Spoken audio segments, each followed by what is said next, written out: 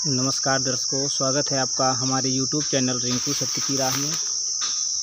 आज हम आपको एक ऐसी महत्वपूर्ण वीडियो दिखाने वाले हैं जिसके बारे में दुनिया भर के धर्मगुरु, जितने भी भारत देश के धर्मगुरु हैं, यदि अगर उनसे क्वेश्चन किया जाए कि भाई पूर्ण परमात्मा कैसा है, तो उनके मुंह से सिर्फ एक ही क्वेश्चन निकलता है कि परमात्मा निराकार है, और कहते हैं कि वेदों में यही कहा गया है।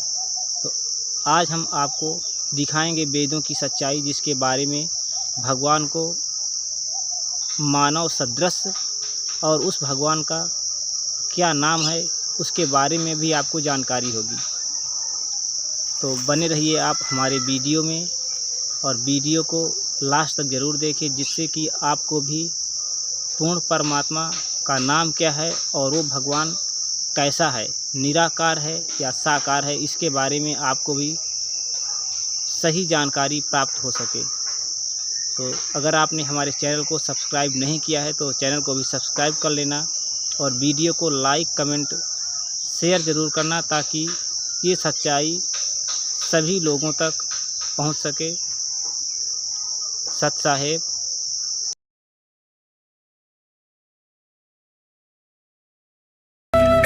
हैं कि तुमने ये महर्षि दिखाई दे हैं, गुरु ब्राह्मण दिखाई देते हैं, ये मंडलेश्वर, इनका मोतिया बिंद हो रहा है। इन्हें अपने सदग्रंथों में लिखी हुई सच्चाई का नहीं पता। परमेश्वर की प्यारी आत्माओं से पुनर्निवेदन है, सत्संग प्रारंभ हो रहा है। कृपया सत्संग स्थल पर शांति पूर्वक विराजमान होकर के श्रद्धा से सत्संग सुने। तो ऐसे परमात्मा मनुष्य सदृश है, उनकी वो अमित औजा है, उसकी शक्ति का कोई वार पार नहीं है। उनके वचन से सबको जो हो जाता है। जैसे हम देखा करते हैं जादूगर होते हैं, अपने मुख में एक छोटी सी गोली कंचा, इतना वो कंचा होता है, उस गोली को मुख में डालते हैं और थोड़ी देर में ओ करके इतना बड़ा मुस्कुर तो का मुंह में तो पत्थर बना देते हैं और नो पटक दे, पट्टा उठा के देख लो कति पत्थर है।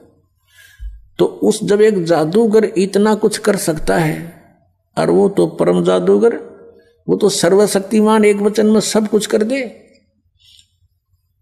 तो ऐसे ही उस परमात्मा की महिमा से हमने परिचित होना। उस परमात्मा ने, कहते हैं, एक शब्द में सब किया, सकल जमी आसमान, एक वचन में सब कुछ बना दिया।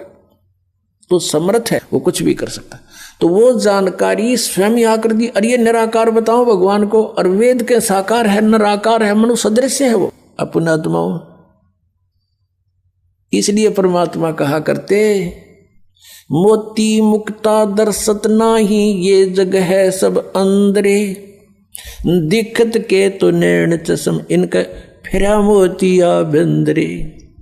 ये दिख है विद्वान पुरुष और महर्षि को हमें, इनका मोतिया बिंद है। जिसका मोतिया बिंद हो आंखों में, आंखें तो दिखाई देती हैं जैसे बड़ा स्वस्थ आंखें हैं, सब कुछ दिखता होगा, लेकिन वो नपट अंधा है जिसका मोतिया बिंद हो गया दोनों आंखों में। तो परमात्मा कहते हैं कि तुमने ये महर्षि दिखाई दे हैं, गुरु ब्राह्मण दिखाई देते हैं, ये मंडलेश्वर, इनका मोतिया बिंद हो रहा है। इन्हें अपने सदग्रंथों में लिखी हुई सच्चाई का नहीं पता, और फिर निराकार कहते। अब दिखाते हैं आपको परमात्मा की सारी स्थिति। देखिएगा, ऋग्वेद मंडल नंबर 9, ऋग्वेद मंडल नंबर 9 अब दिखाते हैं, और सूक्त नंबर 86। भगवान साकार है या निराकार है, वो कैसी लीला करता है। ये है ऋग्वेद मंडल नंबर 9, 10 इकट्ठा अनुवाद है। ये है सार्वदेशिक आर्य प्रतिनिधि सभा, महर्षि दयानंद भवन, रामलीला मैदान, नई दिल्ली से ये प्रकाशित है। और ये मुद्रक है Prince offset printer, 1510, Pataudi house, Daryaganj, नई दिल्ली से ये छपा है, छपा खाना इसका ये। अब देखना, ये है ऋग्वेद मंडल नंबर 9 और सूक्त 86 का मंत्र नंबर 26। इसमें लिखा कि यज्ञ करने वाले यजमानों के लिए परमात्मा यज्ञ करने वाले माने धार्मिक अनुष्ठान यानी साधना करने वाले यजमान माने भक्तों के लिए परमात्मा सब रास्तों को सुगम करता हुआ उनके विघ्नों को मर्दन करता है और उनको पवित्र करता हुआ और अपने रूप को सरल करता हुआ वह कांति में परमात्मा यह लिखना था कबीर देव। कवि कोई भी सर्वज्ञ नहीं हो सकता जिसको सारा ज्ञान हो। कवि कविता बना सकता है, ये कबीर देव लिखना था यहाँ पर। वो कबीर देव विद्युत के समान यानी आकाशीय बिजली की तरह सेकंड में नीचे आ जावे, क्रीड़ा करता हुआ, ऐसे लीला करता हुआ वर्णीय पुरुष को यानी अच्छी आत्मा को प्राप्त होता है।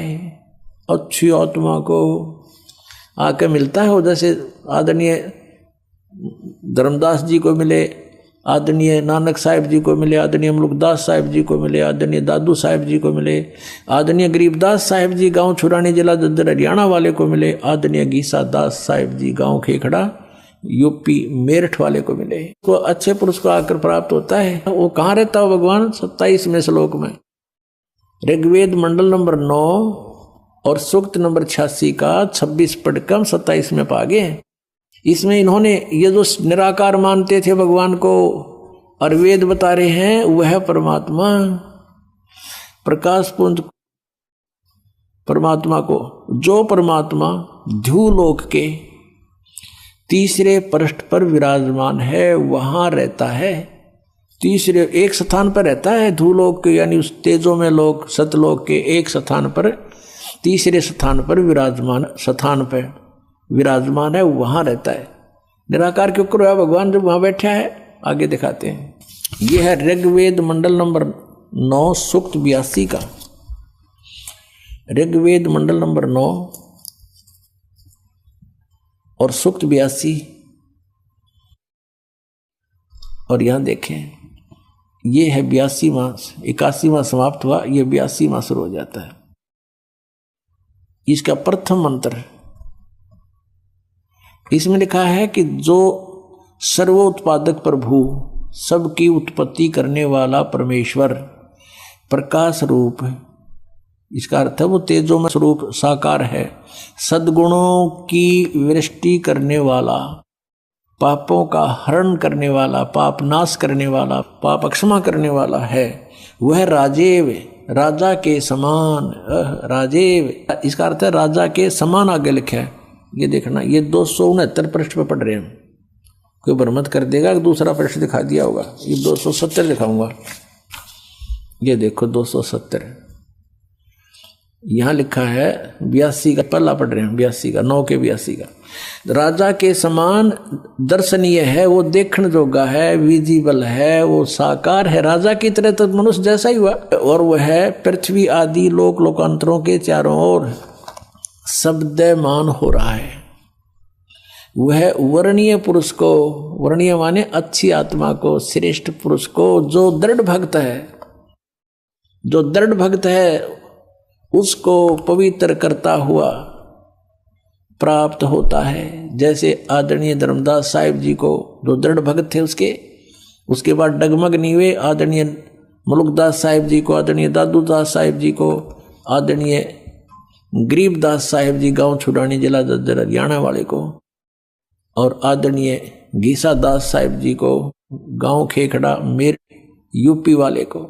ये दृढ़ भक्त आज तक डगमग नहीं हुए, दुनिया को हिला के रख दिया इन्होंने। इनको भगवान में ले आकर के को पवित्र करता हुआ प्राप्त होता है वर्णीय पुरुष अच्छी आत्मा को। जिस प्रकार विद्युत माने आकाशीय बिजली सन्हे वाले स्थानों को आधार बनाकर प्राप्त होता है। देखो कितना स्पष्ट किया इन्होंने।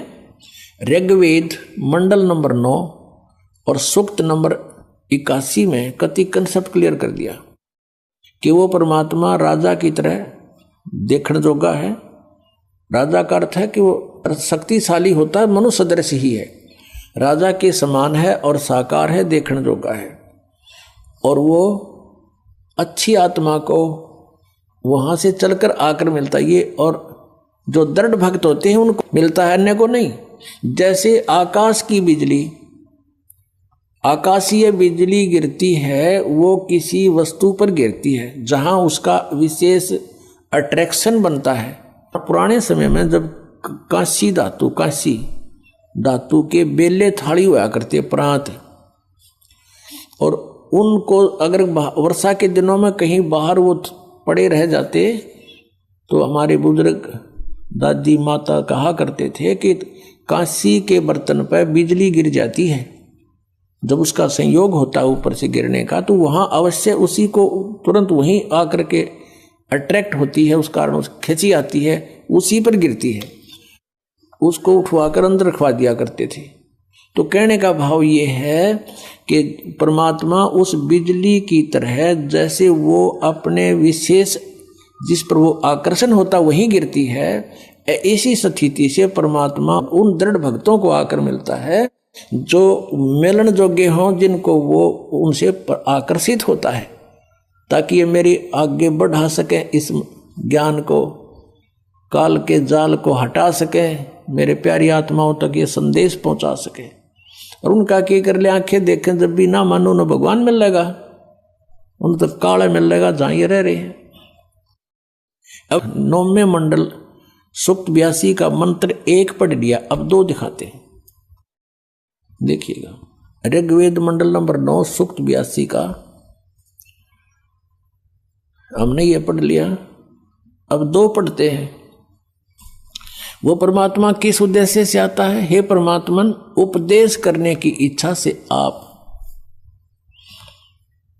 महापुरुषों को प्राप्त होते हो, अच्छी आत्माओं को, महान आत्माओं को प्राप्त होते हो, और आप अत्यंत गतिशील पदार्थ के समान